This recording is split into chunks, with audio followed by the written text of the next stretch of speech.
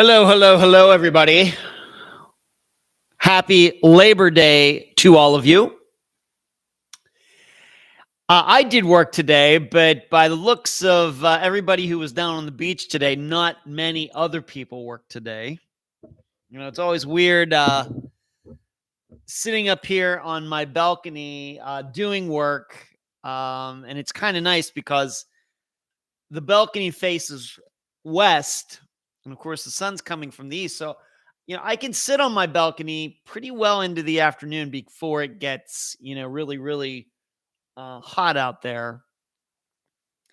So you can see how people go out, they're out there for a while, they come back in, and they're all having a great time. And I was working on an interview outline today. I was working on the outline for this live show tonight. So, somebody has to do some work around here. So there you go. But it was really kind of a weird day out here on the beach because there were a group of people out there that were out there to about 2:00. And then this rainstorm out of nowhere, typical Florida, this rainstorm kind of just poof out of nowhere. And the only place it was in all of Pinellas County was right overhead. And it came down pretty hard to the point that I had to come in for a little bit. So all those people that were out there, when the rain started, they all left. But it only rained for like 20 minutes to maybe, a half hour or something. And then it cleared up and it was a beautiful day again. Then a whole different group of people, just as many as the first group, were out there. It was very interesting. So there you go. But like I said, I hope everybody's doing well. I know many people do have off today, especially if you're, of course, some all federal government jobs, and then I think many state government jobs, you get today off. And maybe there are some private places that stay closed today. Banks today, for example, are closed as well. And I guess that officially means it's the end of summer. I know what the calendar says and the solstice or whatever else, but I think for us commoners, summer is between Memorial Day and Labor Day, and everything outside of that is non-summer. So, of course, in Florida, it'll continue to be hot and everything, but it's not summer anymore. So let's see who is in here so far early into this live show for September 5th, 2022. This is, of course, the live show that happens now every Monday night at 9 p.m. Eastern. And I want to remind everybody that this is now a podcast that has its own feed. So please subscribe to it in your podcast application, iTunes, Spotify, iHeart, Amazon, however you find the regular podcast. This is where Unfound Live is as well. So please subscribe to it. As you are watching tonight, at least for all you video people, whether you're watching live or in the replay, and even if on your podcast platform, just audio, please give this podcast, this live show, the best review that you can. 5 stars, thumbs up, whatever you got to do. A+, I would appreciate it. So who's in here? Karen. Hello, Karen. Nephew Charles, good to see you. Thanks for joining in on this Monday night out there in Colorado. Hello, Deborah and Roracle. Roracle, I will be answering your question tonight. Very good question about disc golf. I'm going to, of course, answer any question about disc golf. Hello, Carrie, Assistant Carrie. What's going on? She'll be here for a little while. Hello, Kathy, Suzanne, Jasmine, Jill. Carrie says, poor us in retail, only got to work harder. Yeah. Judy coming to us from Nashville. Maybe, Judy, you've heard me talk about when I was driving to Illinois for the Worlds, PDGA Worlds. I went through Nashville at about 2 a.m, something like that. Very beautiful city with all the lights. DLV says beaches were pretty empty today in southern Connecticut on Long Island Sound today. Not sure why. Don't know what to say about that. And then Stitching isn't Stitching. What's going on, Stitching? Good to see you. I don't know if you've been in the last couple of live shows, but good to see you. Thanks for making time on this Monday night. So, I always start off with disc golf stuff. Disc Golf Worlds for the pros was this past weekend. And I was invited down to my buddy Cameron's house. I'd never been to his house before. I don't know how long he's been in there. I think he's been in there for at least more than a year. But he invited a bunch of people over, and we watched PDGA Worlds on his big TV. And everybody brought, stuff to eat and everything. We had a good time. I think this is the first time I've ever watched a disc golf tournament live, like with a large group of people. It was also kind of interesting in that these are people I usually don't see outside of the disc golf course. And so to see them in a different environment and everything we'd all had a great time. I was there. I don't know. That round must have lasted like 4 hours or something like that. Had a great time just sitting on the couch, and it had some sandwiches and some potato chips and pretzels and all sorts of good stuff. Paul Macbeth, who is vying for maybe greatest disc golfer of all time. He won his 6th World's Championship. And that is something. Now, you should know the number one winner of World's Championships is Ken Klima, who coincidentally lives here in the Clearwater area. He won Worlds 12 times. And none of them were, I think it was 9 in a row back in the 1990s. So from like 89 to 98 or something like that. But he has 12 World Championships. And for a long time, of course, he was considered to be the best of all time. But now Paul Macbeth has come along. Now, he only has half the World Championships that Kenny does. But dare I say it, the sport is a lot more competitive now. There are many, many, many more people playing it. The courses have gotten surely more difficult. The technology of the discs have changed, and you could even say that the sport just from 25 years ago is completely different. So it's hard to compare really what Paul Macbeth is doing now to what Ken Klima did 25 years ago, even though it's just 25 years. We know sports change. You look at the NFL now, compared to like the 1970s, it seems like, or 1960s, it seems like a totally different game. But, the NFL 25 years ago is about the same as it is now. Players about the same speed, about the same size. The rules are the same. Baseball, basketball, even with tennis, even though we've had Rafael Nadal, Roger Federer, Novak Djokovic, and how they've dominated for like the last 15 years or something. You can look at tennis now and look at tennis 25 years ago. It's kind of the same. Pete Sampras, Andre Agassi, etc. Whereas with it, when you look at disc golf, it's a totally different game. In fact, I would say that even between now and when I started about 10 years ago, totally different game. The divisions have gotten much more difficult, much more competitive, a lot more people playing.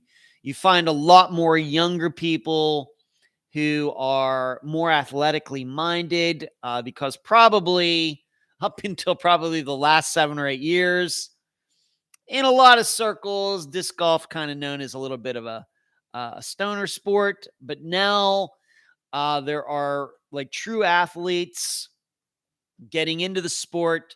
The money has certainly increased. Paul Macbeth with his sponsorships. Now, granted, he's a bit of an exception. He's making like $1 million a year playing disc golf. Now, the prize money is not that great, but the sponsorships and all these other things, I mean, it's a big deal. Now, maybe there's a guy, Ricky Wysocki, who's won the Worlds twice. He's making nice money. There are a couple other guys making some nice money. There's a few women who are making some nice money. But still, overall, there's way more money in the sport now than there was even 10 years ago. It was not uncommon. Yeah, you were a pro touring the United States, but you were probably only doing that for like 6 months of the year. And then the other 6 months of the year, you had to go get like a real job. A lot of the players at the top, like top 20, top 30, they don't need to do that. Maybe with the women, it's still a little dicey, like outside maybe the top 10, maybe. But a lot of players, they're just doing this exclusively now. So there's not the debate is now really, really heated up now that Paul has his 6th world title. Is he the greatest player at the time, or is it still Kenny? How do you even compare it? I think it's very difficult. Very, very difficult. Now, as far as the women go, the woman that won it has been maybe Paul winning. I don't know if it was a surprise, but it's very competitive. There were like, at least 10 different male players who could have probably won this year, but Paul won it. Whereas with the women, the woman who came in playing the best disc golf over the last year won it, and she won it easily. Her name is Kristin Tattar. She's from Estonia, and she won just very, very easily. And she is actually the first mother to win a championship. She's the first woman who has a child to win. Whereas with the men, Kenny Climo, had kids going back to the 90s. So he was a father winning. But this is the first woman who is a mother to win. And I for sure, Kristin is still in her 20s.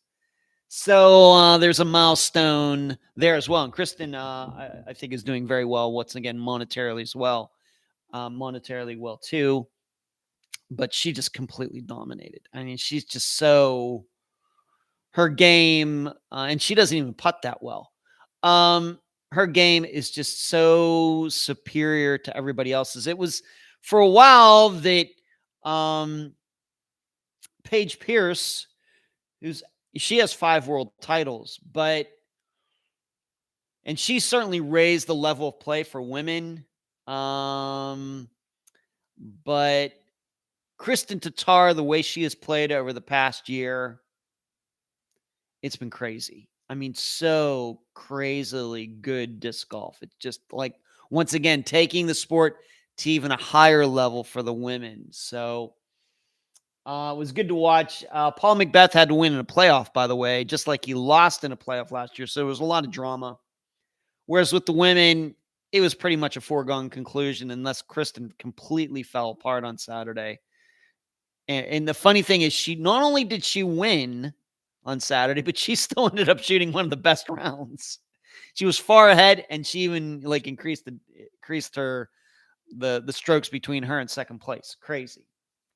So congratulations to both. I didn't mind Kristin winning. I really wasn't rooting for Paul McBeth because I like a little bit of parity. I like to maybe see somebody win for the first time, but that didn't happen. Aaron Gossage gave it all he could, but I don't know. Paul McBeth is just a better player. What can you say? All right, so it's everybody. Stitching says, yep, she's been working hard on crochet and YouTube research. Good for you, Stitching. Hello, Coffee. What's going on? Marcus, hello to you. And Marcus asks, Ed, Bills versus Rams, who do you have winning? Thank you for asking, Marcus. I've already done my hood ball picks for the first week of the NFL season. Everybody should know that I won this league last year. And I, of course, picked the Rams over the Bills. Just Rams are at home. Bills have to go across the United States to play. I don't even think it's going to be much of a game at all. So that's who I have winning on my pick'ems. And I did end up winning once again by, 2 picks last year, won by 2 games. And I think I ended up winning $270 or something like that. So it was pretty nice. And you know how much I like winning. The Rourke, is disc golf a sport in schools down where you are? Curious, as is not where I live, and I'm thinking about it should be an option. The Rourke, you should know that there are outreach programs that the DGA does, that people do go around to different schools for, in gym class, physical education classes. They'll bring baskets, they'll bring discs, and teach kids how to play. They do this for a lot of after school programs. PDGA has a program that is geared toward that exclusively, spreading the sport, getting younger people to play it. So be looking for that, the Rourke. Me, I hadn't even heard of disc golf until I turned 41. So Rourke, so I'm going to reach out to the gym teacher and see what we can make happen. Seems like something good. It's a great sport. It is a great sport. Absolutely. I enjoy getting I was out there yesterday morning, and all know how much I do not like getting up early. But disc golf is one of those things I will get up early for. I'm glad I did, because I shot really well yesterday. Won a couple bucks, but I gave it back to the club. So it's fantastic. And that's what's going to keep the sport going, getting young people into it, more money coming into it, maybe getting a lot more TV coverage, although it has been on ESPN and elsewhere. And, maybe one of these days, I don't know if it'll, get to the baseball level or even ball golf level, but surely get to a level where people who are good enough to compete at the highest level in the world can make good money doing that. Being so good at something, that certainly should be a goal. And I think it's a worthy goal. And it's a great individual sport. DLV says, my son plays disc golf as a club sport at UMass. There is a college championship, DLV. There is a college championship that I think they usually play in Georgia every spring. So maybe your son can get together a club or a team to play in that. Have you any pros giving you advice to improve your game? Richard asks.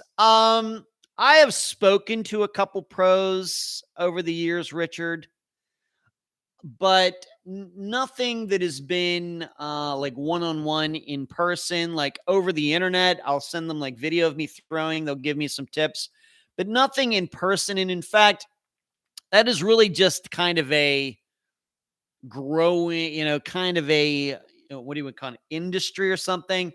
There really hasn't been a disc golf instruction type of thing. There's people that do it amateur wise on the internet and everything, but it's surely not like ball golf, where you have Hank Haney and all those other people who have become very well-known ball golf coaches, swing coaches, and things. Disc golf doesn't have anything like that, but it's starting to change just a little bit. You can, of course, hire pros will certainly take your money to give you tips and things. That's certainly true. But we also know, Richard, you need to know, Richard, is probably the professionals are not maybe the best people to get advice from. They have been playing so long that the technique is just natural to them, and they have a hard time explaining it to others. And that's a very popular way of thinking within disc golf. So you're probably going to learn more from people who aren't pros, but they're good players, than you would from the pros themselves. You're probably going to learn more from people who maybe have gotten into disc golf a lot later than the pros do, because most of these pros have been playing for years and years, going back to teenagers, if not before. Whereas if you get somebody who didn't start playing until the late teens or early 20s, they're probably better explaining these types of things, my experience. But it is something that's starting. You certainly can find some YouTube channels where people are giving tutorials, and they will, if you want to, if you live close to them, they'll surely meet up with you and for a certain amount per hour, they'll help you out. Certainly that is true, but it's really just in the beginning stages. And y'all should know something also, Richard. Playing disc golf is not as hard as playing ball golf. Surely ball golf is a much more exact sport. Now, though, on the other hand, for disc golf, I would say you have to be more athletic because there is kind of jumping and running and things that are involved with your swing that you don't do in ball golf. So in that way, they're different. But I would still say the ball golf is a much more exact sport. Fractions and millimeters make all the difference in hitting a golf ball. Not quite the same when throwing a disc. But still, instruction can surely help. But after all this, I'll be playing this weekend, first tournament in a while, first two-day tournament in Floral City. I'll be leaving Saturday morning. I'll be staying overnight at an Airbnb, one of my favorite Airbnb places, maybe number one, up there in Brooksville. And then we have another round on Sunday.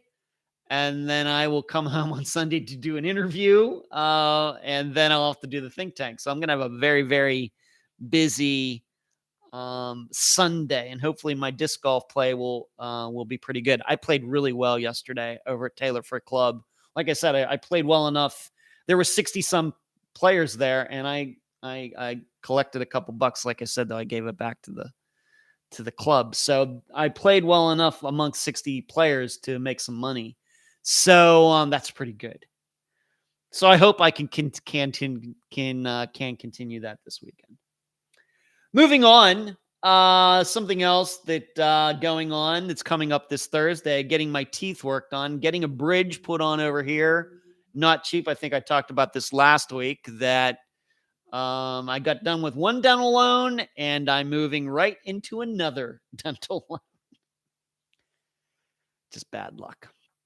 So I'm going to have a lot of money this time next year when this loan gets paid off. I'm going to have a lot, well into the 5 figures of putting money into my teeth over the past, between September of last year, so 2021, to September of next year, 2023. In those 2 years, I will be into the 5 figures being spent on my mouth. What are you going to do? And for those of you who don't know, I cracked a root canal over here, so it's unfixable. The tooth has to be pulled and everything else. It lasted 22 years. And given the way that I grind my teeth and everything, maybe it's fortunate that even lasted that long. So there you go. All right, let's move into hello, LaFord. Good to see you, LaFord. What's going on? And if anybody's wondering why those people are in green, this is a new new trailer that I'm putting in front of all of the new videos on here. And that would be all the people in green are members of this channel. I hope you will consider joining as a member to get a lot of stuff that other people don't get. That is the join button right down there for the low price of 10 cents a day. Helps us out a lot here. I appreciate it. LaFord's the same with the dental loan for me too, Ed. Yeah, that's what you got to do. Now, the good thing is that I know that I'm going to be able to pay this loan at a much higher rate than what it's being written, and I'll have this loan done by next year, and there won't be a lot of interest that I'm going to have to pay on it. But still, I was thinking by September of this year that I wouldn't have that loan. It wouldn't be having to make any payment. That was going to be, of course, more money back in my pocket. Didn't go that way. Hate when that happens. Just, I guess it's like, having a car and paying it off, and then you pay it off and then it falls apart and you have to buy a car again and have another car loan. It's like that. All right, let's move on to some true crime, missing persons things. And you should know already that I'm going to be talking a little bit more about more national stuff than unfound stuff. And it's probably going to be a sign of kind of a change in this Unfound Live, what I talk about here. So just be prepared for that as we move into later September and October, the rest of the year. But first, I want to talk about, there was no poll this week, given that it was the 6-year anniversary, but I will get into it a little later. That I did have a think tank talk, and I'll get, at least ask some of you some of the same questions that I asked the people in the think tank. So maybe I can get your opinions on some of these things as well. Where I want to start tonight is a national news story that I'm sure all of you have been following. And in fact, unfortunately, very sadly, about a half hour before I came on the air tonight on September 5th, 2022, there was news that possibly the remains of Eliza Fletcher were found. I know many of you I know all of you are very, followed true crime and things like this, people being abducted, kidnapped, disappearances. You follow that all very closely, especially when it gets to the national level, just like Eliza's disappearance did, her obvious abduction. In fact, there was video of her being abducted in Memphis, Tennessee, this past Friday at 4:20 a.m. So once again, on September 2nd, on Friday. And unfortunately, like I said, the news coming out about an hour ago was that remains have been found near where this suspect, who his name is Cleotha Abson, near where he was living, and there was some sort of trash bin, and they started looking around, and I think, unfortunately, that they have found her remains. So if you don't know about it, though, I will go through the facts very quickly. Eliza, and you should know, I only read news. I don't listen to it. So if it's Eliza, I'm going to just say Eliza because it starts with an E, but Eliza, Eliza Fletcher. She was 34. She is 34 from Memphis, Tennessee, and she's a jogger. She's a runner. And every morning she would go out very, very early in the morning and get her running in. And she was a teacher, so she'd get her running in before she would go to school. Of course, go out, run, come on, take a shower, everything, go to work as a teacher. And on Friday at 4:20 a.m., so like I said, very early, and I don't think, of course, at 4:20 a.m., she couldn't have been too far into her run. There was a person, once again, this guy, his name being Cleotha, Cleotha, Cleo. And we now know, using video evidence, that he had seen her, he'd passed her in his SUV and then kind of stalked her. So this is not a situation where Eliza and this guy knew each other. This was not a thing where maybe he had seen her jogging before. I don't know if there's any proof of that at this point. But he was out at 4 something in the morning, that early morning, and she was running, and he decided he was going to abduct her, attack her. And like I said, there was video that she's running along, the van seemingly pulls out of nowhere, and there is a struggle, and he pulls her into his vehicle. And then the vehicle, once again, using video from that area, the vehicle went over to a parking lot for 3 or 4 or 5 minutes. And then the vehicle then left that area. And using that video, other means, they were able to find this vehicle and then find out who was driving it. And now this guy is in custody. And he's been in custody, I think, since yesterday, but I don't think he was saying anything. But, he was living with other people who said that he had cleaned up the van. He'd been doing things that were very suspicious. And they were able to locate him. And from him, the searches started. And like I said, it seems that she has been found deceased. And as some of you are saying in here in the chat room tonight on September 5th, yes, this is not the first time he has done this. He had done this before. He had gone to jail for it. And at the time they abducted Eliza a few days ago, he had been out of jail for a couple years. But Still, obviously, a very dangerous guy, and I'm not going to get into the, whether he should still be in jail and everything else. I mean, see, we can all now say, yeah, he should still be in jail, but hindsight being 2020. But she did not, of course, come home. Husband started calling people. Of course, she didn't show up for work. People concerned about where she was. They started driving around. They found her phone. They found this water bottle that were left behind at the attack area. And very fortunate that there was video to identify the van, this SUV or minivan SUV that was used by this guy to attack her and take her. Now, my perception, once again, this is very, very early on. We have to remember that this just happened 3 days ago, but he's been put in custody. Her remains have seemingly been found. But the perception I have about this is that this is a random attack. This is not something. Now, we can all surely believe that it seems that if this guy was out at 4 something in the morning, that he probably had this on his mind anyway, and might have been cruising around for days just waiting for the right circumstance. It very well may be that in the days before he was checking out other women who were running in the morning, but maybe they stopped running. Maybe they noticed him. They got a little nervous and went the opposite direction for whatever reason. But on Friday morning, he decided to attack Eliza, and his attack, unfortunately, was successful. So what are we supposed to think about this?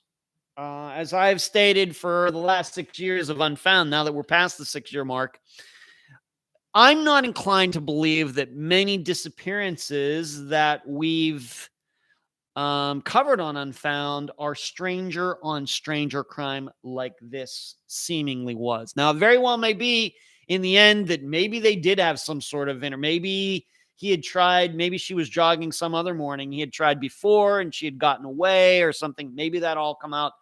It just doesn't seem like it at this point. But so what are we supposed to think about this? How does this kind of, which could have seen, if we don't have video, if there weren't all these video cameras that he happened to drive by and actually even showing her being abducted, attacked, who knows how long this disappearance could have gone on? Who knows if her remains would have been found by luck or through a search? Who knows if he ever would have been identified if we didn't have the technology that we have regarding video? And this is one of those circumstances where video told us all we needed to know. That's been kind of a topic this year for me. That, what have I stated? Unless video actually shows the moment that a person was attacked or jumped off a bridge or something, video is just about useless. Well, this is one of those cases where the video showed exactly what happened. And you can see now why that makes such a big difference. Say we had video of her running, but no video of her being attacked. And yes, maybe there would have been video of a variety of cars, SUVs, Corvettes, whatever else driving by. And how would we ever know which one picked her up, if any of them did? And so this is why one of my rules now that I've been developing is that if video can't show you what you really need to know, it's just about useless. It must show somebody being abducted, somebody jumping off a bridge, somebody walking into the woods or something like that. Outside of that, I don't know what it's going to be able to tell you. So we're very fortunate for this. And that's just, I guess, is continuing to prove my theory regarding all of this. But still, I made a list of possible disappearances that involved strangers. Jody Huisentruit. Of course, there are people who believe that John Van Cise caused her disappearance. Maybe. Of course, he knew her, so that wouldn't apply. But it very well could be, on the other hand, given that Jody was a public figure on TV every day. Of course, she was a woman, which raises the chances that she's going to be abducted by a man. Very well could be that some obsessed viewer, some obsessed fan figured out where she lived, which would have been very easy to do at the time. Her name was in the phone book and address. I mean, imagine that. And that person just waited for her that morning, abducted her. We can certainly believe that he knew her, but she didn't know him. So it's still kind of a stranger on stranger crime. So certainly that is something that continues to be on our minds all these years later for Jodi's disappearance, now 27 years later. But still, her disappearance is rare. For example, with Susie Lyles, I think everybody perfectly believes that she was abducted by somebody. Of course, there's people that think that Israel Keys did it. I'm not even going to get into that. But a lot of people believe that maybe her boyfriend / ex-boyfriend could have done this.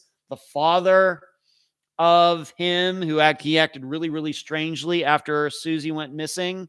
But they aren't strangers. Now, it certainly could be possible that a stranger abducted Susie. Somebody who just happened to be sitting in that parking lot. Maybe a guy very much like this Cleotha guy, Absin guy. What a name, by the way. Very well could have been just waiting there, waiting for some college student to come by, and Susie happened to be first. Very possible. So got to be open to that. Maybe we could also be open to that idea with Audrey Herron, given that also, of course, a woman leaving work.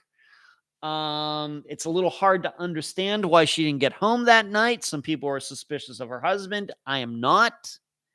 Did she run off the road? Did she leave her life? Did she stop to get gas and get attacked there? Maybe we can be open to the idea that a stranger did something to Audrey Herron in the early 2000s in New York. But other than that, there aren't many disappearances. Maybe we could think about Brandy Wells. She certainly was abducted, I think, by a stranger, but totally different situation. She's at a bar. She was talking to a lot of different people. I believe she ran into the guy with the white hat. They left that bar together, but he wasn't necessarily waiting for her. She didn't just happen along as if she was walking on a lonely street. So I don't know how much that applies.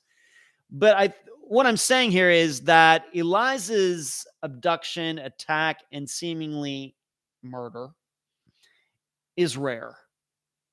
And even after 265 disappearances, I don't know where to really put that in the analysis of anything.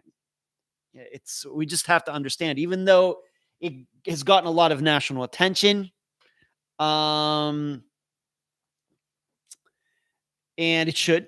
Of course, all of them should get national attention, but I think this got national attention because there was video. I think it got attention just like, some other situations like this have done. And we know there was this other woman within the past couple years who she was out jogging and some guy hit her with a car on purpose. Some neighbor did this. I don't know if they were technically strangers, but I don't know how well they knew each other either. So just because this has gotten a lot of attention, that shouldn't sway us from the fact that most disappearances, most murders are done between people who know each other, whether it's relationships or friendships or guys going out to a bar and something just gets out of hand, even though they're friends. Somebody says the wrong thing and these things happen. This should not sway us from the known fact that stranger on stranger crime, not just in the United States, but just about anywhere, is rare. But I think probably this is, unfortunately, the way the media covers it, because they don't know what they're doing and they love to sensationalize things. The TV stations and all those places that rely on sensationalism, which we don't hear at Unfound, they will then try to portray this as something, how maybe society is going downhill and strangers are just doing this to other strangers and everything.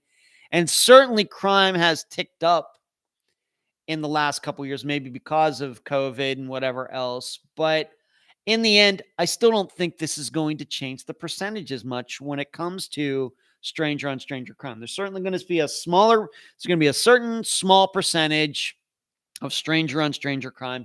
And everything else, it's going to be between people who knew each other. And it's going to be the much bigger piece of the pie.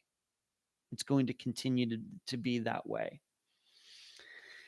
Getting back to Cleotha, though, I think what this shows is that there's nothing that I've seen or read or heard or anything that he was necessarily going anywhere at 4 a.m. It's not like he was going to a job and then decided to attack a woman. I get the idea that the reason he was out is he was trolling. He was looking for somebody, a woman, to attack. And he had done this before. And, there were things about offering women to pay for sex, women who he knew. And he had a history of this, but he's out there cruising the streets at 4 a.m. And he was surely not out there for any good reasons. Richard says this kidnapping isn't a first for him. That's true. Carrie says, I feel for the husband and the nanny. They were both held for a bit, but of course, spouse is always first suspect. Can't argue with that, Carrie. It's just law enforcement doing their job. Richard kind of reminds me of the Joe's News. True. Yep, brought it up. I believe Jody was stalked, then taken, never to be seen again. Coffee says, Ed, I'm so glad someone finally agrees with me about Israel Keys being overrated. Overrated is a good word, Coffee. Richard, I believe the Ted Bundy killings were stranger and stranger crimes. Yeah, as were the original Night Stalker. Although the original Night Stalker seemed to have scoped out the places and prepared things beforehand. They were stranger and stranger. But even despite all of the people that all the women Ted Bundy killed, despite all of the women the original Night Stalker raped and the people that he killed and what other serial killers you want to mention, their numbers don't have an impact on the overall percentages at all. And in fact, given that they were serial killers, that is the reason that they got away with it for so long, because they did attack strangers. I think a bunch of friends would start to get nervous if their friends' women started dying one by one. I think they would automatically think someone in their circle was the killer. But with these, Ted Bundy doing as much murdering as he did, he was picking out women who, although I do know he went into maybe a dorm room and killed women who were roommates or something. I'm not an expert on him, but for the most part, he killed women who did not know each other. And by doing that, that extends the amount of time you're able to get away with it. Whereas you start killing people who you know, eventually somebody's going to catch on. But still, despite all of those numbers, even the Green River Killer who killed 40 prostitutes or something like that, all strangers, women he didn't know beforehand, those numbers don't put a dent compared. Those don't change the percentages at all. Still overrun by all the people who have been killed by people who knew them. Whether, once again, woman killing woman, man killing man, man killing woman, woman killing man, all who knew each other, it's still an overwhelming amount. So something else, though, to take from this. And as I think I've talked about this, and in fact, from the very first episode, Susie Lyles from 6 years ago, I have talked about women's safety. This has been a big topic for me for a long time, even before Unfound got started. And, I'm not here to blame Eliza, but let's just admit that people, men or women, it could happen to men too. It could easily be that, now men certainly maybe don't get abducted, but how is what happened here any different than if a guy's going jogging at 5 a.m. and somebody decides to hit him with a car for no reason and kill him and drive off? Same person's still dead. But you just have to be aware of these things. I have to admit it. I can't believe there are still people, especially women, who go out running in cities at 4 a.m. on public streets. It boggles my mind. I know that we're not supposed to be afraid of these things. I know that, we can't let the bad people control the decisions that we're going to make and all of that. But I also know that, if we want to get into the animal kingdom, a seal doesn't go swimming through, a school of sharks either. So, I would not, I don't like to run anyway. I'm not a runner. I prefer to lift weights and things, but I wouldn't be out there. I wouldn't be out there. This is what gyms are for. This is what treadmills are for. And my guess in Eliza's case is she'd been doing this for a long time, and she kind of got complacent. She just took for granted. Well, I went out, ran today, and came home just fine. I guess, and after a while, you just start thinking that's the way it's always going to be. And the only person you're fooling is yourself. In addition, it seems that she's running out there with no weapons. Once again, I'm not here to blame her, but women who are listening to this, 80% of Unfound's audiences are women of a variety of ages. You shouldn't be going out by yourself or even with a group in situations like this without some type of weapon. Now, I realize in some places in the United States, you're not allowed to carry guns, etc., but you can certainly take pepper spray and whatever else. And it doesn't seem that she did this. Now, I realize jogging with a gun, I think you can personally carry in the state of Tennessee. Jogging with a gun could be a little, that heavy thing, bumping up and down. I know that would not be the most convenient thing to do, and that might get in the way of your rhythm. And even if you get a light gun, a good semi-automatic that holds a decent amount of bullets is going to be, 25 ounces. So like 1.5 pounds or something like that, which wants to carry an extra 1.5 pounds when you go jogging? Nobody. But you could carry pepper spray. Now you may say, well, I could just carry a knife. Knife does for women. You don't want to carry weapons that the only way they can be used is close in. Okay. For women, especially, you need weapons where you can keep your attacker at a distance. Because I know they self-defense classes and all of that. I get it. But what you as women want to avoid is avoiding that man. It's usually going to be a man, allowing him to get close to you and overpowering you. Once he does that, doesn't matter if you have a knife or whatever, it's too late. This is why you need weapons. Of course, with pepper spray, you can pepper spray sometime, some person from 10 feet away, if not further. Some of them have some pretty powerful streams, depending on which kind you get. But you can shoot that 10, 15 feet. You can harm that person. You can keep that person off before that person, man or woman, ever gets close to you.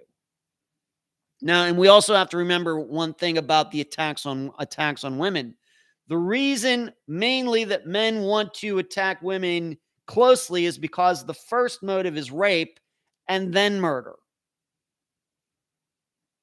Okay, so this isn't a situation where you have, men driving around shooting women they don't know from cars. Usually when women are murdered, it has to do with rape, power. And so the only way that can be inflicted upon a woman is close, getting control of her. Of course, like in this case, attacking her, she's fighting, he drags her to this car and still is able to drive off with her in the car. I've not heard anything about any accomplices in this. He was able to do this by himself. And obviously she was a woman. She's in her 30s, fit, physical, able to run and everything. And still, she lost this fight.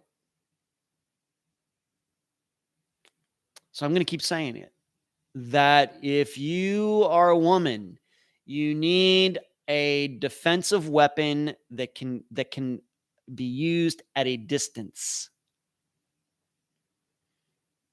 So gun, I'm not here to talk politics. I know people that are anti-gun out there, but I'm just saying, I realize don't break any laws. All right. I'm not telling you to break the law if you live in New York or California or wherever. But surely pepper spray would be good enough. If she had pepper spray, this guy's coming up on her. You know, she sees the van stopping. She goes right for the pepper spray, grabs it. She probably wouldn't even had to have used it. As soon as she would have grabbed it and pulled it out, he would have jumped back in his van and taken off. Now, she might have gotten the license plate. He would have been caught, and she would still be alive. Something as simple as that. I'm going to keep preaching it here. You know, I'm all about the safety. And for us guys, you know, for any men who think that I'm overstating this, we have to put it this way. How would we feel as men if we were on this earth and there was some other gender or whatever that was faster than us, stronger than us? Because we know men generally faster than women. Everything being equal, men faster than women. And once again, everything being equal, men stronger than women. Although there are certainly women out there who are stronger than some men, certainly, but on average. But we as men, how would we feel if there was some other gender on the earth that was, 30% stronger in upper body strength than we were? Or could run the 100-meter dash a second faster than we could?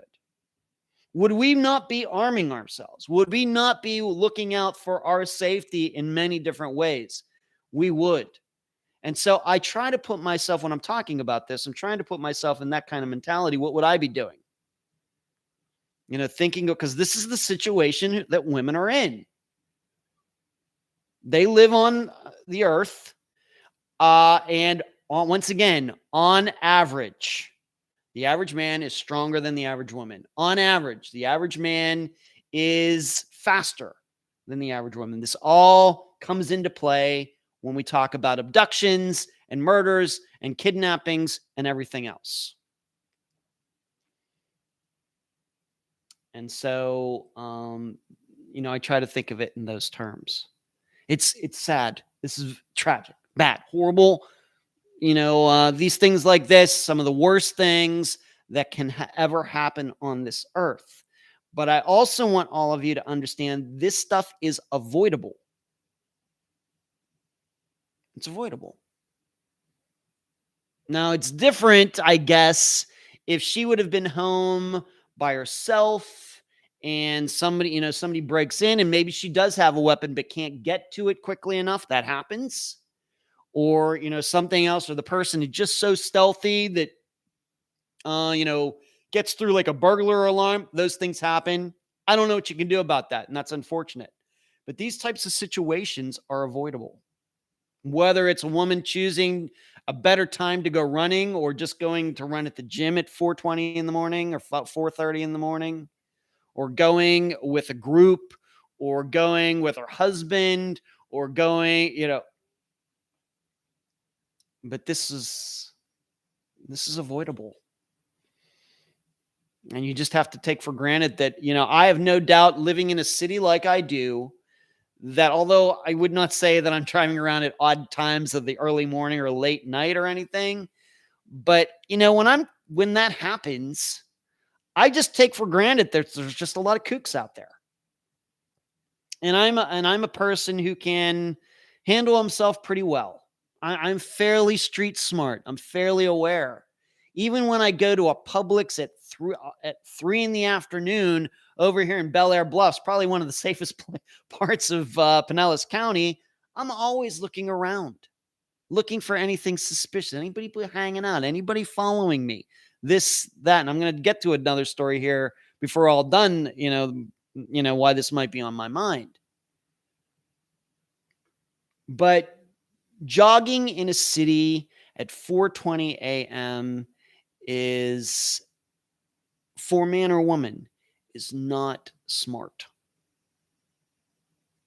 And whether it's 2022 or 1997 or 1953 or 1878 or whatever, pick a year, it's never a good choice.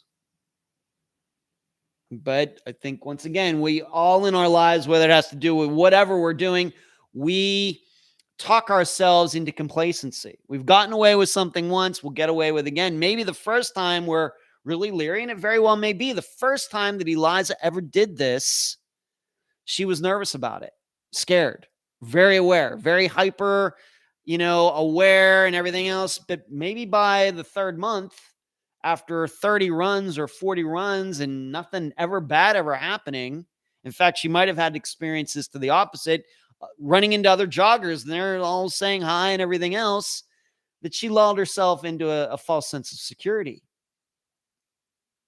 And then Cleotha Absent comes along. So what we perceive to be safe is not. We're only fooling ourselves. Because our perception of reality doesn't change the fact that there are people like this guy out there. So, this is why, at least since I've owned my first gun like 6 years ago, I've been to the shooting range with a couple different women, showing them how to shoot guns. Now, unfortunately, where they live, they're not allowed to own them, but still, it's a skill. You need to get comfortable with it. Should you actually end up being in an area where you're allowed to own one, you just can't own it. You got to go shoot, because in that moment where you may have to use it, you have to be comfortable with it. It has to be second nature to it, just like riding a bike, driving a car, or anything else. Because in that moment, you're going to be nervous. Your heart's going to be racing. You better know what you're doing. That's why maybe for some people, pepper spray would just be a better choice. Why? Because all you have to do is press the point and press the button. Whereas with a gun, you got to get it out. You got to aim it and put the sights and all those things. It's a little more difficult. I guess it all depends. So what are some of you saying? Carrie says most are all out alone and with earbuds or some kind of ear music. Yeah, that's the worst. Good point, Carrie. They are unable to even have any awareness of surroundings. Totally true. Always been aware of your surroundings, no matter how safe you believe the place where it is. The Oracle says. M says very bad time of the day for a woman to be out alone. Yep. But we have to remember some of these abductions can happen in the middle of the day too, but that just seems to be the worst of all choices. M says, as my mom always said, nothing good happens after midnight. That's why I'm usually at home after midnight. Rich, I'm glad you're covering these attacks. It's what I do, Richard. I think we could, even though I believe, once again, want to state it again, these types of crimes are in the minority. And as I also stated, I'm not really sure how many of the disappearances we've covered on Unfound really are like this at all. I've named a few. Maybe some of you might be able to go through the entire list of 265 and start, maybe pick out a couple more. If you can, fantastic. But still, this is a thing. If we want disappearances, even though we might not covered that many of these kind on Unfound, avoiding these situations, these are how the disappearances, the number of them are going to come down. A combination of making better choices, people being aware of their surroundings, carrying weapons, whatever they're allowed in their particular jurisdiction. These are all ways that number can come down. Now, it may only come down by 5%, but that's, better than nothing. Yeah, M says also men are taller. That certainly can be an advantage too. LaFord, Missy Beavers might have been attacked by a stranger. LaFord, I'm certainly open to that. There's nothing that I've seen to make me believe that the person who killed her in that church knew her. Carrie, I live in a town of about 200 people, and I still wouldn't be jogging that early in the morning alone. LaFord, I don't want to get blocked, but just because you don't see brown and black faces doesn't automatically mean one is in a safe place. I know a person of color did this, but I'm just saying, I don't care where it is. No, you're not going to get blocked for that. I don't think this is a good idea anywhere. I don't care what the demographics are of the place. I don't care if it's Beverly Hills. You don't do this. I don't care if it's the most whitest place in the United States, and I don't even know where that is. You don't go out running at 4 a.m., especially if you're a woman, and especially if you're not carrying a weapon, and especially if you're not paying attention to your surroundings, and especially if you're wearing earbuds listening to your favorite motivational song. You don't do these things. And so race and all that has nothing to do with, as far as any of this. This is not a good choice anywhere by anybody. Carry. That is right. Never carry a weapon when you're not prepared to actually use it. Yeah, because that weapon could be turned around and used on you. Hello, Light. What's going on? Hello from North Carolina. We're going to be going to North Carolina this Friday for this episode, Light. Heads should be on a swivel in Bel Air and the Bronx. Absolutely. M is in Slippery Rock. I know Slippery Rock well. Minority or not, one death by homicide is too many. That's true. So very sad. And like I said, not long before I came on tonight, it does seem that she has been found and she's not with us anymore. So, oh my. All right. I want to talk about a couple unfound things, and then I will move to another national story, kind of like this one, but a little different. Maybe even this next story that I'll get into in a moment, even hits a little closer to home for me. Like I said, there was no poll this week, given it was the 6-year anniversary. Also want to mention that the next Unfound Now was released to the public today. It's been out for a week or over a week for members of this channel. Once again, consider becoming a member with the join button below. This one's kind of a long one, 50 minutes for the disappearance of Gregory Peterson. He disappeared from Cloverdale, California back in July. Situation where, being that we were just talking about the early morning, Greg seemingly, allegedly, although as I state in the video, I'm not sure how we know some of these things, he went out to help somebody who allegedly had broken down.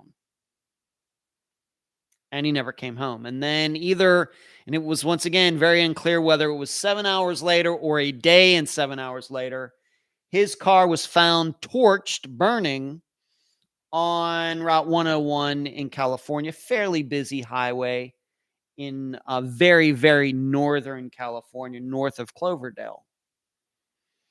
So that one kind of caught my eye. It was interesting that this one even caught my eye, because at the time that I was trying to pick out the next Unfound Now disappearance, NamUs wasn't working. And you should know that I use NamUs for picking out these very recent ones because it's very convenient. I can just put in, of course, the criteria. I'm looking to cover the disappearance of a woman this month, and she had to have disappeared within the last 2 months. And I want it between these particular ages because, as you know, I try to stay away from child disappearances.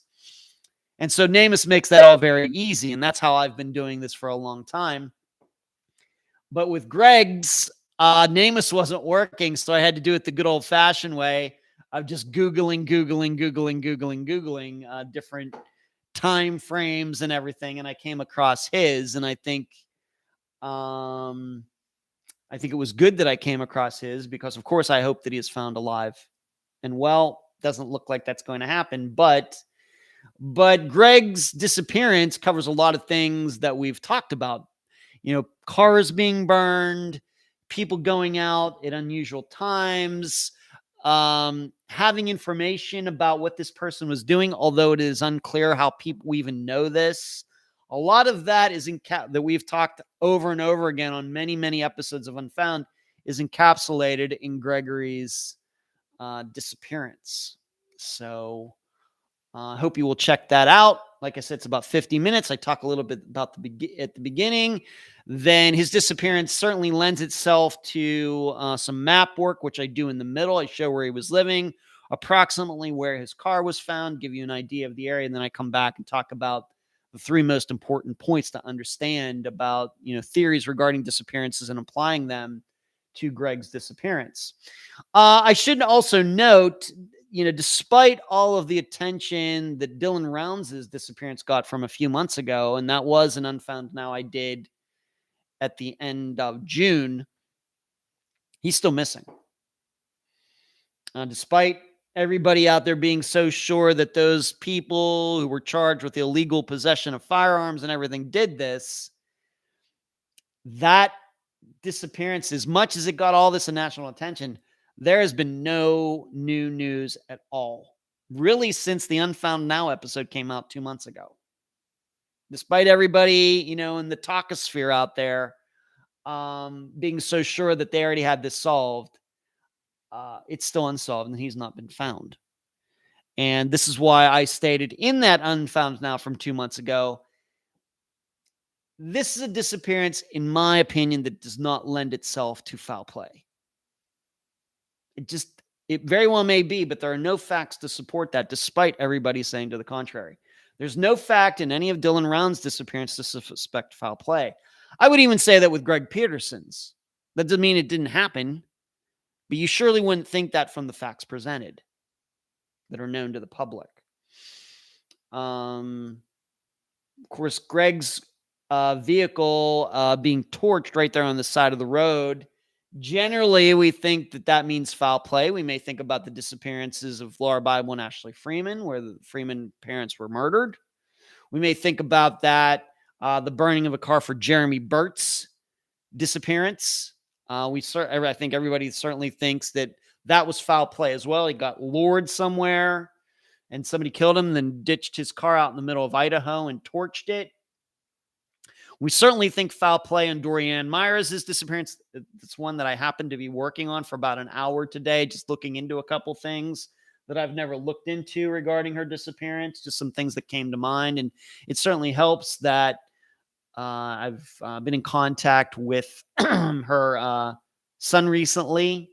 So I got some little pieces of information and sent that to him. So we had a house and a car that was burned in disappearances. So all these disappearances where we have stuff that's burned, we automatically think foul play.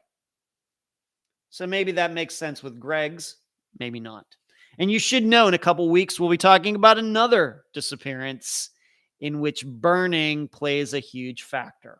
It's not going to probably be next Friday's episode, but maybe almost, what would that be?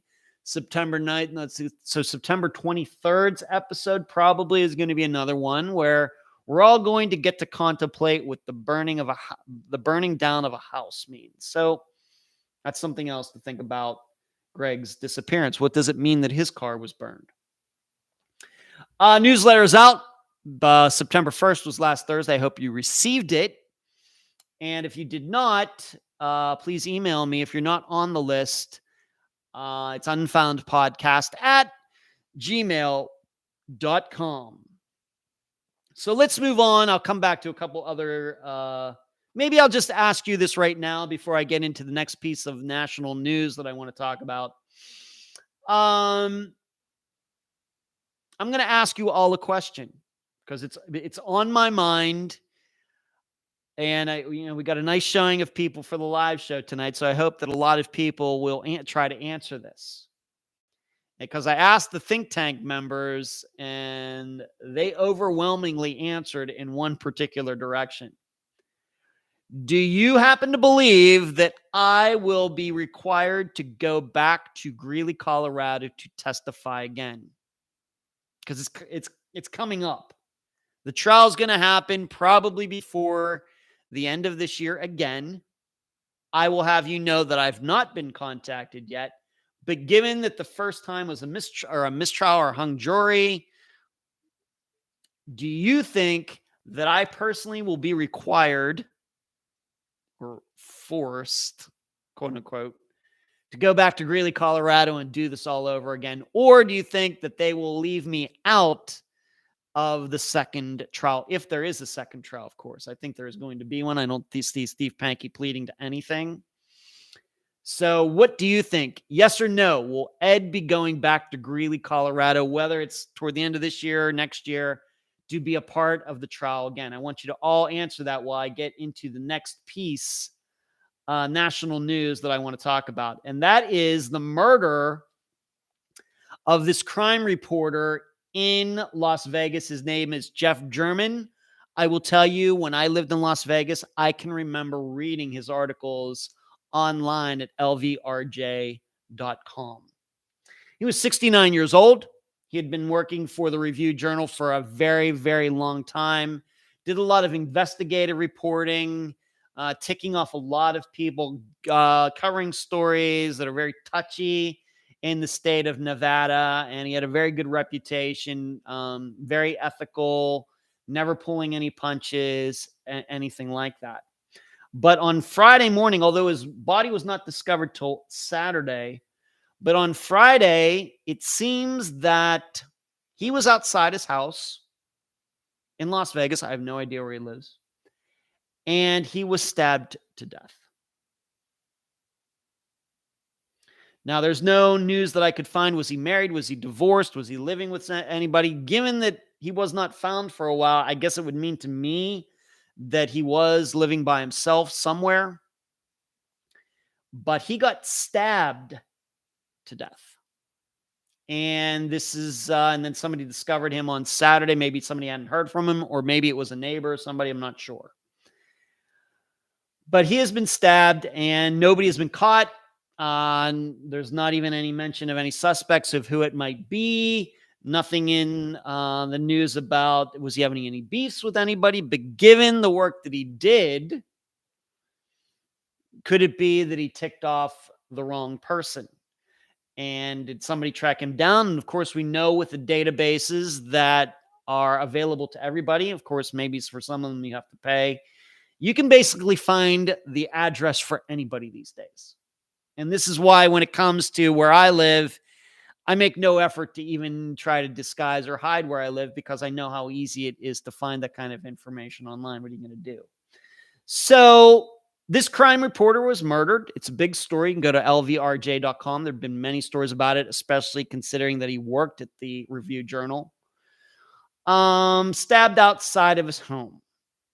So this then comes to mind for myself. Is covering crime dangerous? Should, for those of us who do cover disappearances or actually outright murders that are unsolved, what kind of precautions should we be taking? Now, there's no proof at this time whether this had anything to do with Jeff's work or not. Given that he was knifed to death, it's for somebody who was going to kill him, that seems like an odd choice, but could have been a burglar, could have, who knows? But it does bring up this idea for reporters who are covering sensitive issues, touchy issues, murders, the mob and everything. You know, what kind of precautions should we be taking? And I even, think of that for myself, because once in a while, I do get a nasty message once in a while, and I do tick people off. And in fact, I mentioned that in the update episode, how a couple different people who were tangentially connected to the disappearance of Jake LaChale wrote me a couple messages. And I am sure that if I was in the same room with these people, I'm not saying my life would be at risk, but who knows how that might go. I will tell you that I have to admit that since Unfound started 6 years ago, I have changed my behavior in some ways. I'm much less likely to. Now, there's certain things that are unavoidable, like disc golf tournaments. That, you have to sign up. It's public information. And so somebody, if they wanted to know where I was going to be somewhere at a future date, that might be one way to do so. But other than that, I usually try to keep it a mystery, where I'm going, what I'm doing. Usually. And even though I do go to these disc golf tournaments, the good thing about these disc golf tournaments is basically you end up seeing a lot of the same people.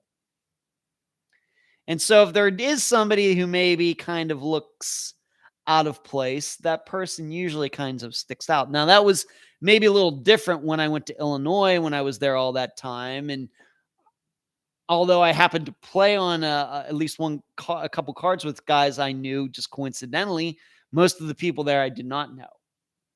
So it was a different situation.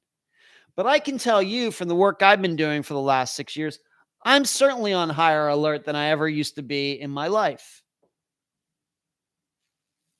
Because we, of course, do talk about suspects. I believe that we have certainly ruffled some feathers. We've certainly mentioned some people on the podcast who are surely killers, and they have a lot to lose if that missing person were to be found. I know maybe one in particular. You have to remember, Kelly Rothwell disappeared right down the street from where I live and where I used to live in Madeira Beach. It's closer to where I live now than where I used to live, but still, it's right in this area. Now, David Perry doesn't live here anymore. He went back to New York right after Kelly disappeared, and I think he's pretty much been there ever since, except, maybe trying to go to Hawaii with that new woman he got involved with. But, so that's on my mind. And I've talked about him, although he doesn't get mentioned much these days. But he's always on my mind. He knows this area well. I go right by where he surely killed Kelly Rothwell. I go right by that condo building all the time. I go right by where he surely ditched her car, right by the post office that I usually use. But like I said, he's back in New York, but still it's on my mind. And I think maybe he's even in jail now. But so these things are always on my mind. But I want you to know that's not the reason that I live in this kind of building now. This was an idea of my father's. That after my mother died and everything, he wanted me to move somewhere else because I was living in this place that, was about the size of my kitchen or something. Now, but it's just a kind of almost a coincidence now that I live in a building that does have security and has all sorts of video cameras and everything else. That was the reason I moved here, was not having anything to do with Unfound.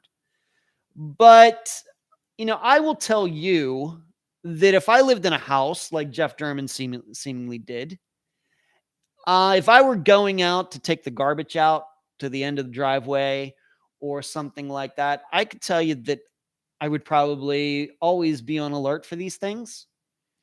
And I can tell you for sure that if I did think somebody was prowling around outside, I would get my gun, but I don't know how curious I'm going to be about that. I might just call 911 and I say, I think somebody's, outside doing something. I'm not going to go out and check that. Now, if the person comes into the house, then it's on.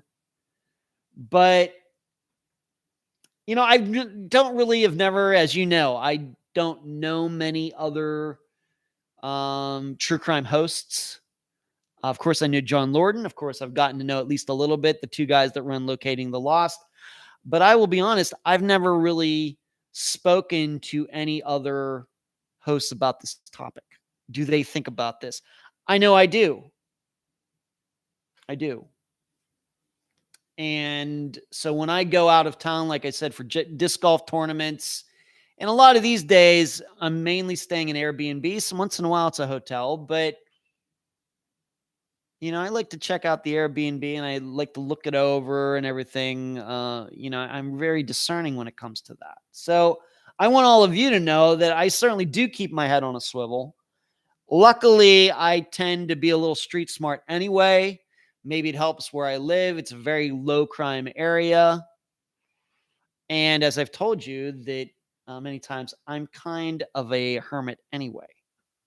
So, but, hearing this about Jeff German being murdered, stabbed to death, I would admit it hits a little close to home for me.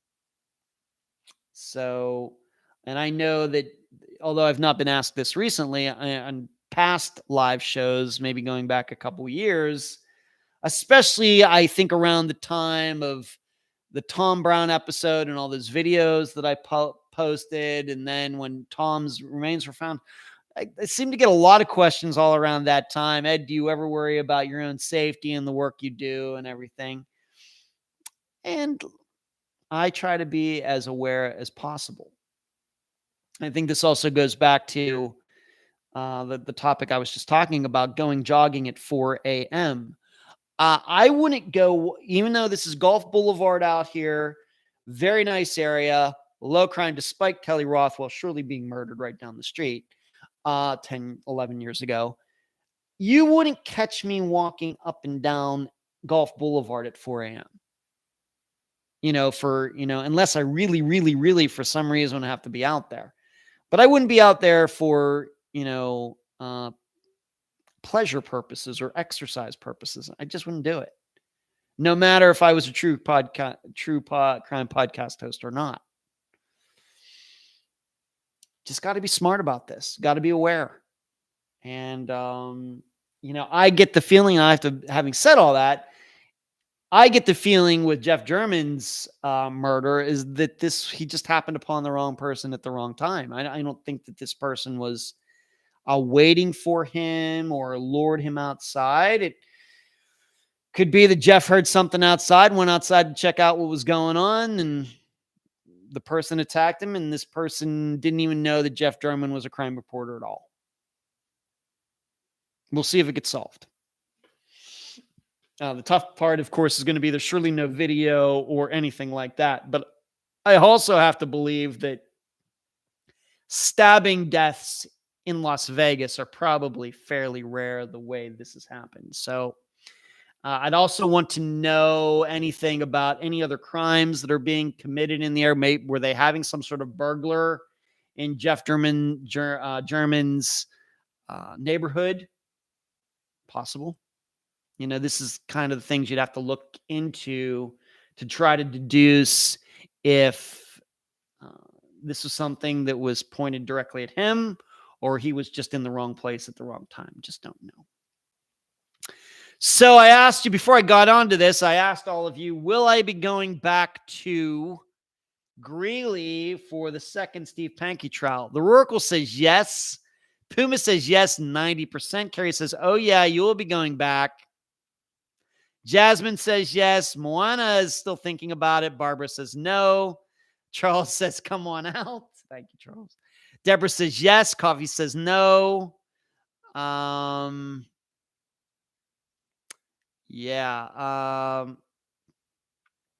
it seems the consensus so far, the people who have taken time to answer this question about me going back to Greeley, is the consensus is yes. And unfortunately, that was the same exact answer that happened in the think tank as well. It was overwhelmingly that yes, Ed, you will be going back to Greeley to do it all over again. Okay. I mean, I don't want to sound like I don't want to do this. It's certainly an adventure. But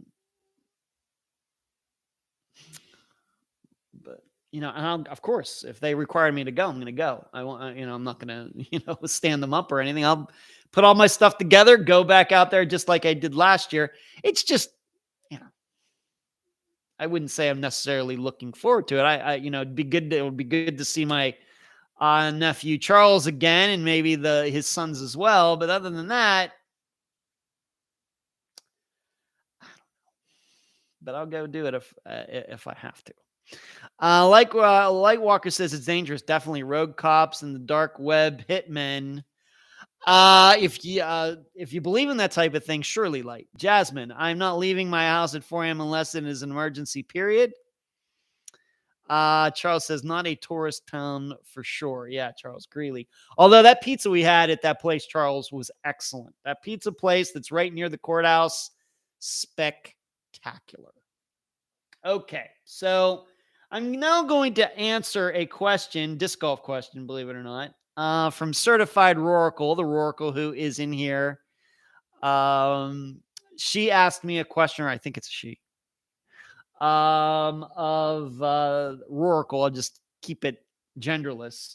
Roracle asked me a question, and before the show got started, so I will answer it right now, being that we have about 35 minutes to go. Not about a missing persons case. I was a golfer many moons ago, and there was a dress code. Is there a dress code for disc golf? As I'm learning, it is much like the other golf. Uh, and she goes, thanks. And I also understand we just want to answer this here. No, I'm going to answer right here on the live show, the Oracle. Is there a dress code? It depends. Now, we have different level tiers of events for amateurs. I'm not even going to get into the pros. Now, the pros certainly do have dress codes. However, in disc golf, you are allowed to wear shorts.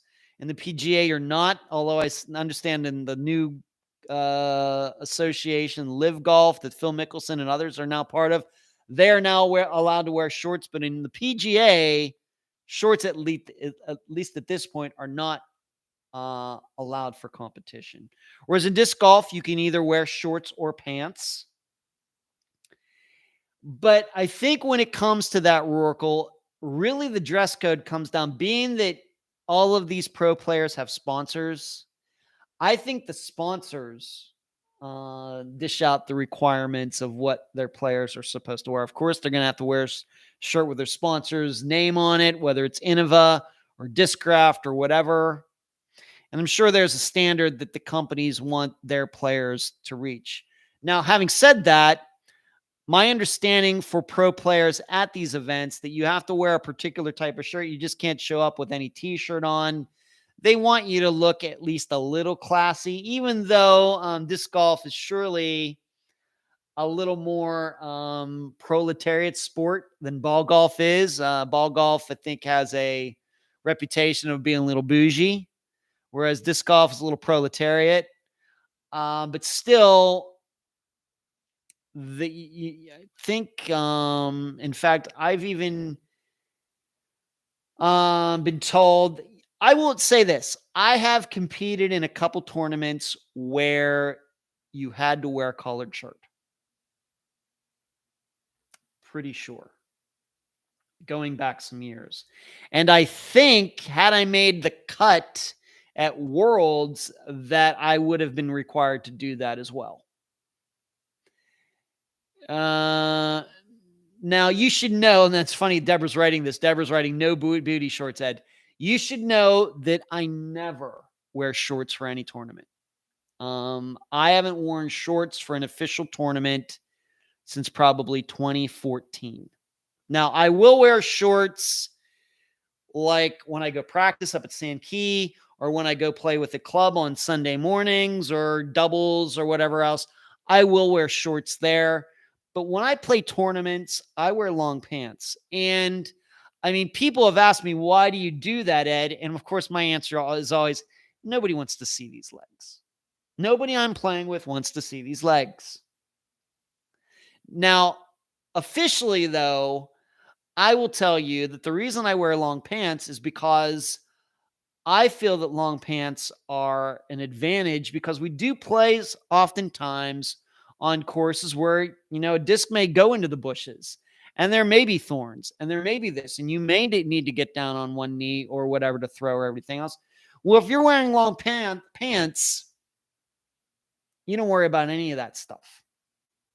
And I think that's why I started wearing long pants. I kind of just figured that out back in around, like I said, 2013, 2014, that it would probably be just easier for me to wear long pants. And so if you have to go into the bushes, you really don't worry about it. And especially when some of the courses, like, for example, Maximo, which is way down there at the southern end of Pinellas County, it has a lot of these prawn bushes. They don't grow very tall, but they grow very wide. And their leaves, or whatever you want to call them, they can be kind of sharp. And in fact, I know we have some bushes over at Taylor that if your disc goes in one of those bushes, some of those things can be sharp, just as sharp as thorns on a rose bush, or worse. You don't worry about that when you have long pants on. So there is a kind of dress code, the Roracle. I would say, for example, if a female player was to show up wearing a bikini and a thong or something, yes, she would probably be asked to leave. And if a guy did something similar or whatever, those people would be asked to leave. Now, having said that, I will tell you that I've sometimes seen some people, out on the course, and sometimes I'm like, is that the best you could do? I will tell you at this point, I try to stay color coordinated. I wear the Unfound colors, which are, of course, black and red and white. So my cart that I use is black and red. The bag that I have, black and red. The shirts and pants that I wear black and red. I have black shirts. I have red shirts. I have mostly black pants. In fact, I just got some new pants recently that are a combination of black and red. My new disc golf shoes that I just bought from my brother Brian are black. And although I've been wearing some black hats, I've trashed them. So I'm getting some new hats, and they're also either black or red. So when I'm out there, I'm color coordinated. So I look fantastic, of course. Now, my discs aren't color coordinated. They're just whatever works. But everything else is pretty much color coordinated. So I'd like to think that when I'm out there, I look like one of the classier players out there, even though I'm just an amateur. And then you combine that with a long hair, and I'm not sure what people, really or think. This color coordinated guy with long hair, what is he doing? So there's that. So there is a kind of dress code, but it's a little looser for amateurs, whereas the pros, there is a much higher standard, the Rorkel. So there you go.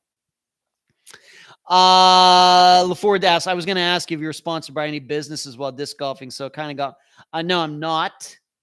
LaFord, I certainly would like to get to the point one day of being that the podcast is popular, that I would love to have a disc golf company as a sponsor, maybe get a little bit of sponsorship or something. I'd certainly be open to that. I don't know if we're quite there yet, but that's something that certainly would be interesting to me. LaFord says a real Don doesn't wear shorts. From The Sopranos, that is true, LaFord. Like I said, I will wear shorts for the casual play in the clubs and when I go practice, but for tournaments, it's always pants. Richard, do you have to be equipped with any safety equipment, helmets? No, although people do get hit with discs, Richard. I mean, that happens. And if you get hit hard, if the disc is flying fast, it's going to hurt. If not, I mean, you get hit in the head with a disc that's flying 60 miles an hour, you're going to the hospital. For sure. So, but no, we don't have to wear helmets or anything like that. Luckily, the courses are somewhat well designed that you don't have to worry about those things, but you never know. Thank you, LaFord, for the compliment on my hair. So, there you go on that. All right, a couple more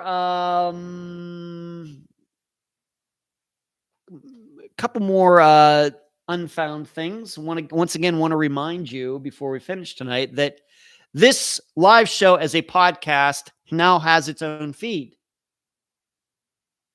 So however you now listen to the regular podcast that comes out every Friday, you now have to go into that app, do a search for Unfound Live to listen to it, subscribe to it if you'd like to listen to this again, unless you just want to come back here to YouTube again, of course. But I think for a lot of people, it's just more convenient, eventually after the fact to just listen to the audio. I think a lot of people like seeing me. I try to provide some visualness to this with my facial expressions and things, but I think a lot of people maybe prefer just to listen as well. But I want to remind all of you, it's very important. I would love to eventually get to the point where the Unfound Live podcast, gets kind of close maybe 60%, 70% of the subscribers to the Friday podcast. That would be something that I think would be spectacular. And I'm tempering my expectations for now, but we only can do that one subscriber at a time. So please consider getting onto your podcast app and subscribing to it. Moving on, you've heard me going a combination of missing people and disc golf. You've heard me make this disc golf analogy about why sometimes it's so tough to find missing people. And I made the comparison to disc golf. You throw a disc, it goes down 300 feet out there. It kind of tails off to the right. You think you're going to go right down there. Maybe it's a little wooded and there's some bushes and things. You go down there to where you think the disc went in and you can't find it. You're there. Other people saw it. You're always all looking through it. And, everything is like brown and green. The disc is bright purple or bright orange, and you still can't find it. This has happened to anybody who has played disc golf for at least a month. And so you've heard me talk about this. Why does this happen? Why is that you go down there, you know where that disc landed, even though it did go out of sight. You go down there, you can't find it. You look for a half hour, you can't find it. Your fellow players can't find it. You're just like, well, we got to keep moving on. And there is a time limit, by the way, for tournaments. You have like 3 or 4 or 5 minutes to find a disc. If you don't, you have to go back to your previous lie and throw with a penalty, just like in ball golf. But then what happens? A day later, a week later, if you have your name and number on your disc, you'll get a call or a text with a picture of that disc. And somebody will say, hey, I was playing Maximo today and I came upon your disc. Do you want it back? And so we start going through that thinking of how is it that a person who didn't even know I played that day, didn't know that I was on the course, didn't know the color of the disc, didn't know I lost the disc, knew nothing, didn't know me, nothing. That person could find the disc and I couldn't, even though I saw where it landed. I know what color it was. I know how hard I threw it. I know this course and everything else. How does that happen? Well, I'll have you know that just happened to me from Friday till today. Let me explain it to you.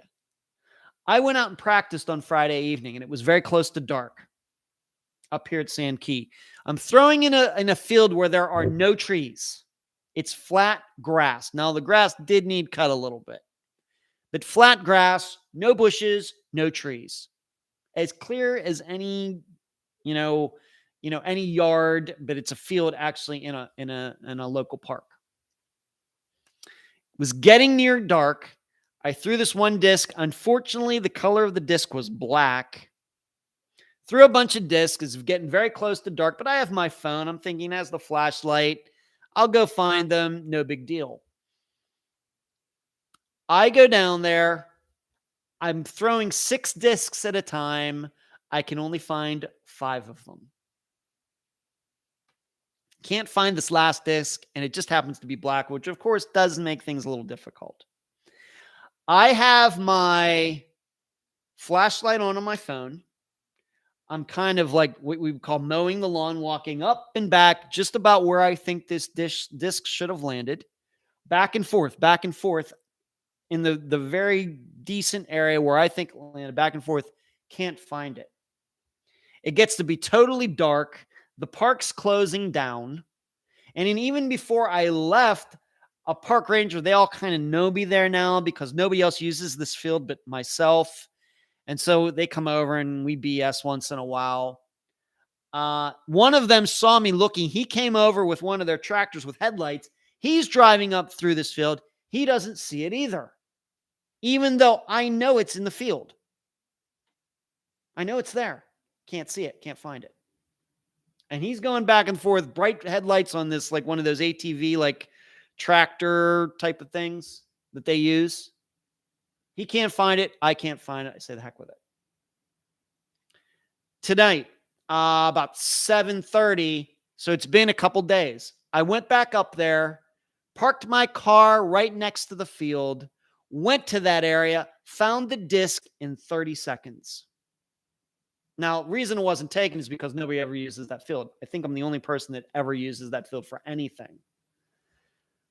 But there I was looking in that area just a few days ago, couldn't find the disc, went back there, almost walked exactly to the spot.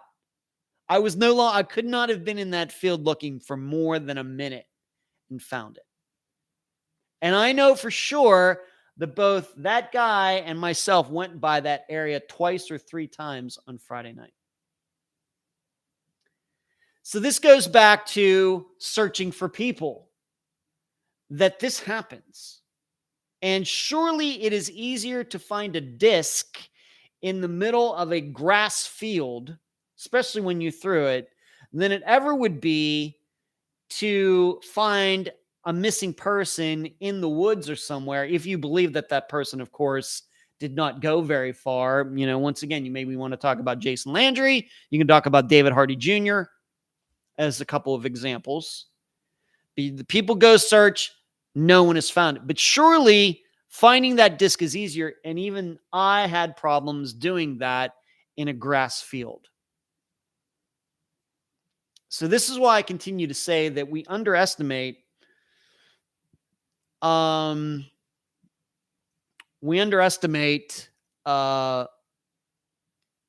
hard searches can be.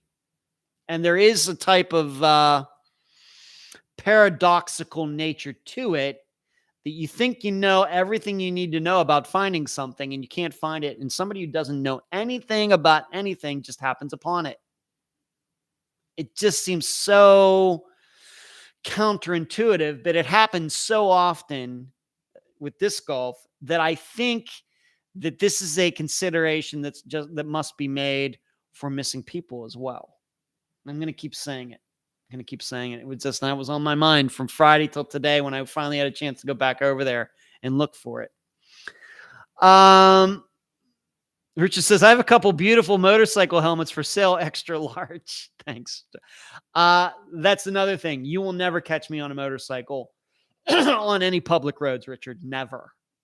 Now, go dirt biking on back trails or something. I would love to do that again one day, but not on public streets. No way. Richard, could you attach an Apple AirTag to your discs? Richard, you should know, for competition purposes, it is illegal to attach anything to your disc. Now, people do that for like when they play night disc golf, which is just for fun. You can put like blinking lights and things, but for official play, nothing is allowed to be attached to any disc. You're allowed to write your name, mark it, put your name on it.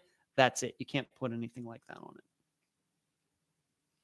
Charles was wondering the same thing. Yeah, because what can that can do is kind of alter the flight, and people might be able to use that to their advantage. So you're not allowed to do that. In fact, they are even very specific on the rules about using sandpaper on discs and things like that. Very, very strict on those things. Okay, moving on. I want to talk about, of course I do, this story from yesterday morning where was it yesterday morning or was it Saturday morning? I get so confused.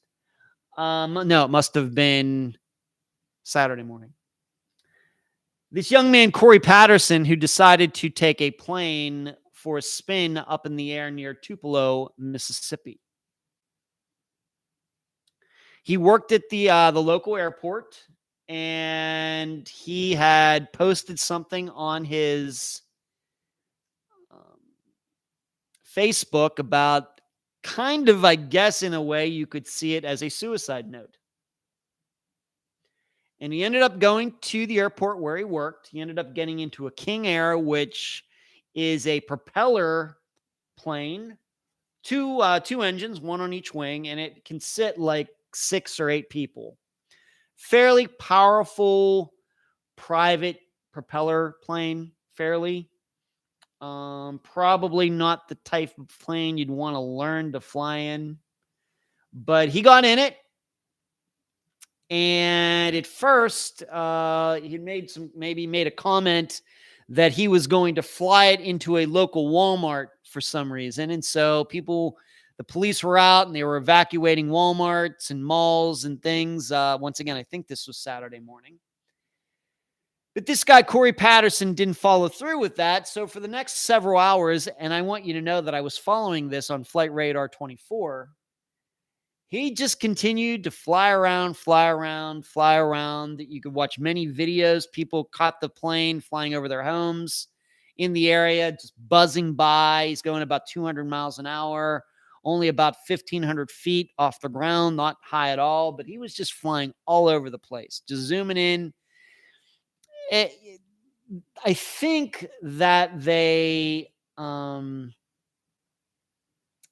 scrambled a couple jets to, but I think once they figured out that this guy was just going to be flying around out in the middle of nowhere, he was like flying over this national park or some area there that was deserted and there were no homes or anything, that I think that they were just keeping an eye on him from afar. And had he gone back to a populated area, I'm pretty sure one of those jets would have swooped him and shot him out of the air.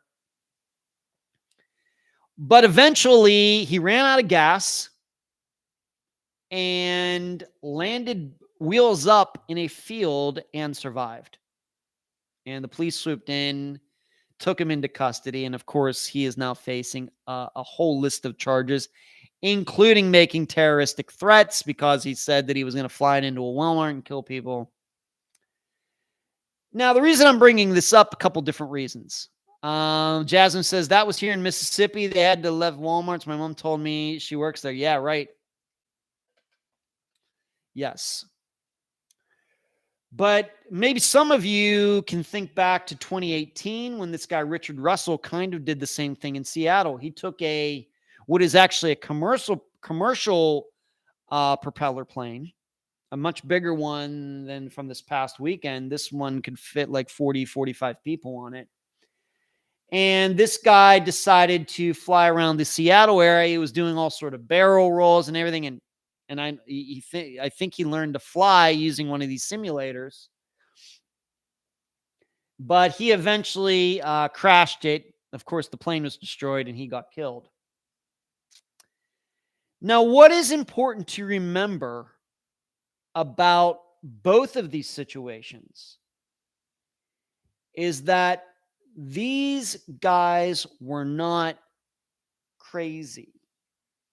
All right, in quotes. I know people who are just listening on can't see me doing this, but these two guys were not crazy. And in fact, in both situations, them communicating with air traffic control, clear-headed, knew exactly what they were doing, had a firm grip on reality. And in fact, in Richard Russell's case from 2018, he was kind of making some jokes while he was up there. Not crazy. But still, at least in Richard Russell's case, it was clear that he wanted to die. Even though he's talking clearly and they were trying to talk him down. Hey, Richard, don't do this. Land that plane, bring it back to the airport, put it down here. Didn't want to do that. And once again, he eventually crashed it and got killed. Now, in Corey Patterson's situation, it seems at least at the beginning it was suicidal. Then it seems like he chickened out for whatever reason. Now, I don't know if he's going to live to regret that or not. I think he's going to be in jail. I don't think he's going to get to plead insanity or anything like that because he was obviously sane enough to land that plane, wheels up, belly landing in a field and survive, and knew exactly what he was doing to do that. But what does this mean to us, those of us who follow disappearances? What does this mean to us who know that, especially for many of the disappearances that we've covered on Unfound, you could believe that somebody, man or woman, really did walk off. And of course, what do we always think? We always think, well, the person must be losing his or her mind. They might, having some amnesia or dissociative state or something. I think that both of these situations with these guys, with these planes, prove otherwise. That we have to at least entertain the idea for these disappearances where it doesn't look like there was foul play, but people walked off, that these people knew exactly what they were doing.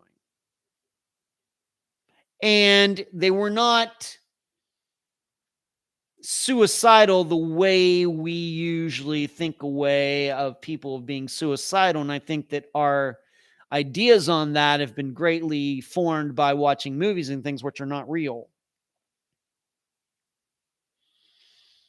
And we get this idea maybe that people who are suicidal, they talk about having all these regrets and everything. And Richard Russell maybe did a little bit of that, but he did a lot of joking when he was up there in the air too. And it was, once again, very clear-headed about the entire thing. Corey Patterson, the same, even though it seems Richard Russell never made any threats that he was going to crash it into a building and kill people, whereas Corey Patterson did.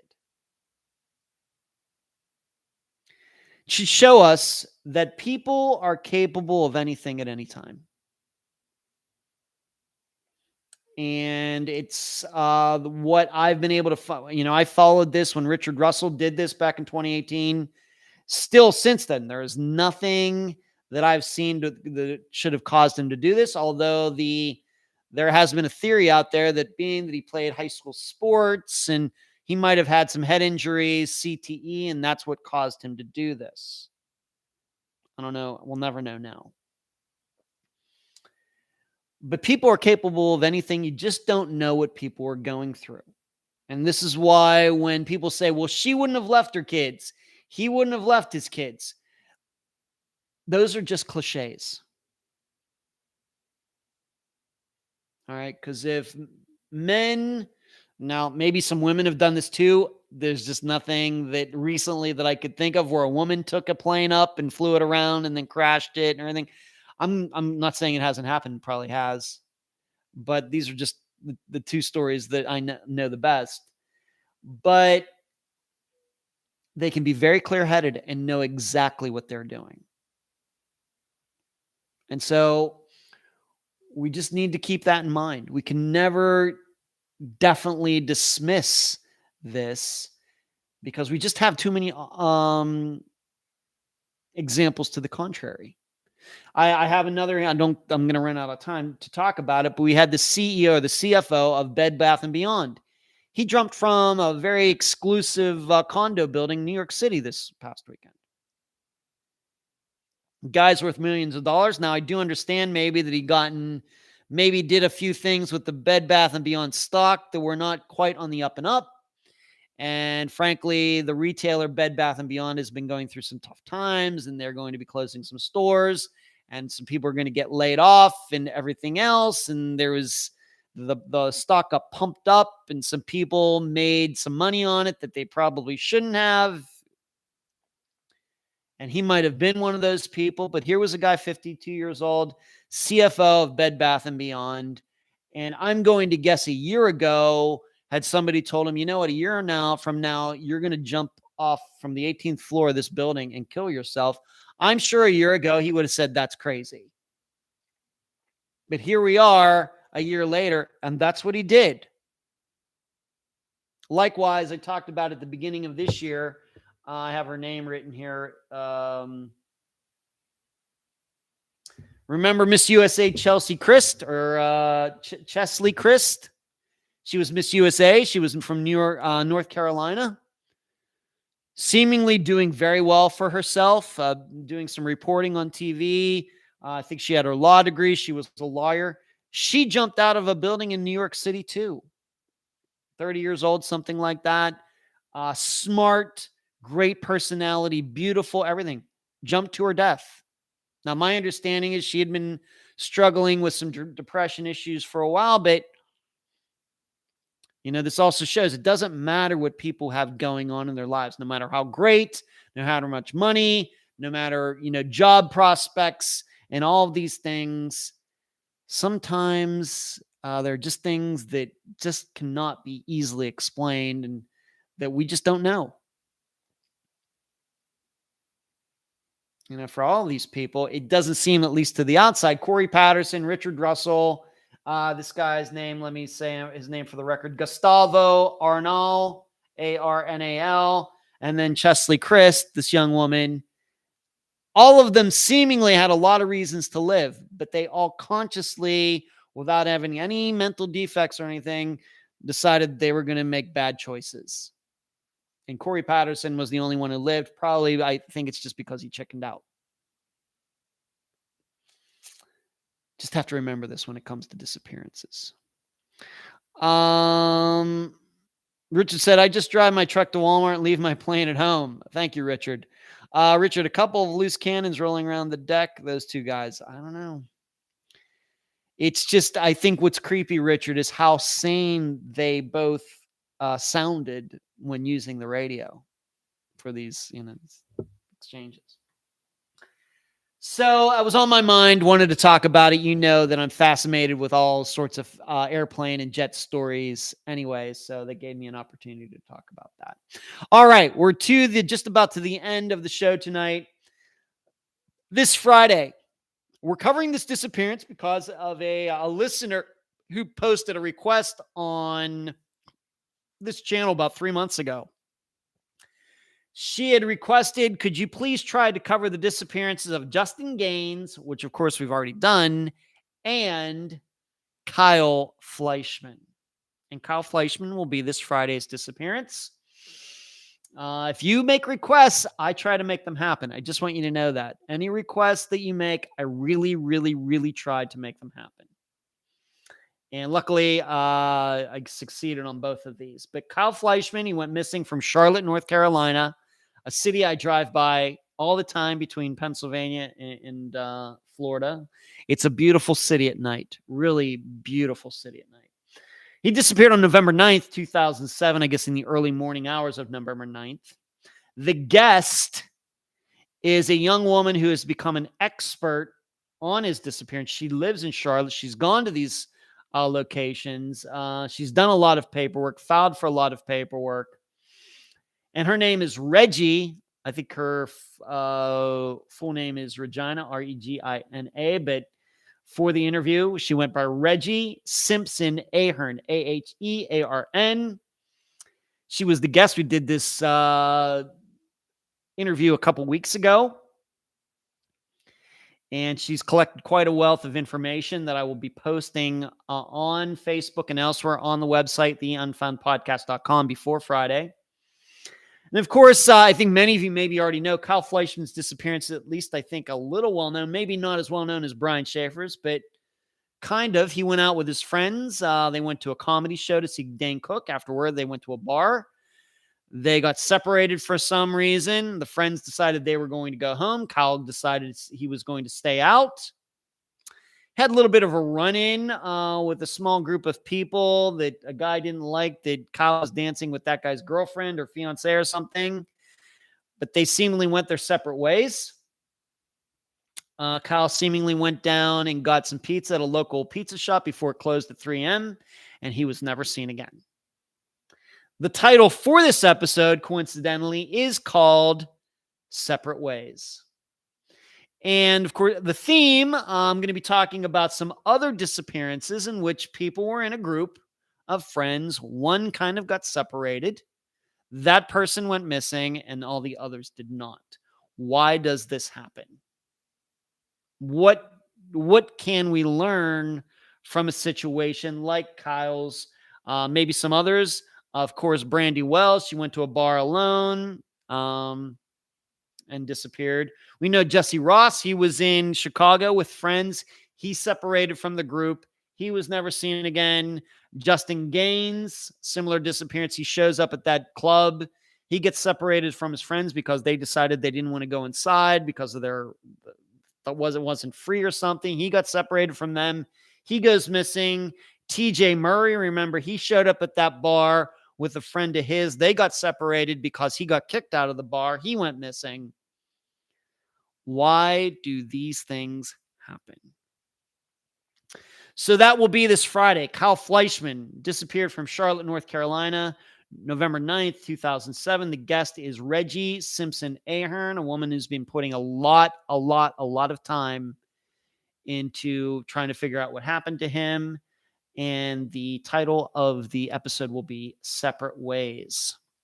So that is it for the live show for September 5th, 2022. What do we do? We talked about, of course, disc golf. Talked about me going to the dentist again on Thursday. Talked about the Unfound Now that is now out. Gregory Peterson. The newsletter is now out. The question I asked was about me going back to Greeley. The consensus says yes, Ed will be going back to Greeley. Give another disc analogy about how it's tough to find things sometimes. Talked about the Tupelo plane. Talked about Eliza Fletcher, and certainly it seems her murder. Did not get to this story about all the surveillance info being collected maybe next week.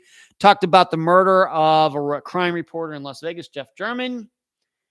And talked about sometimes you just don't know what's going through people's heads. Once again, like Gustavo Arnal jumping from that building. And then Chesley Christ jumping from another New York building earlier this year, finishing it up with this Friday's episode. Please remember to subscribe to this now podcast in your podcast application. It was a fantastic show tonight. Thank you for all the questions, comments. Love seeing all of you every Monday night. Thank you for supporting this show, this podcast, in whatever way you do. And you will see and hear me on Friday afternoon. Nephew Charles, you take it easy as well. And everybody, I think a big theme from the show tonight, keep your heads on swivels. Good night.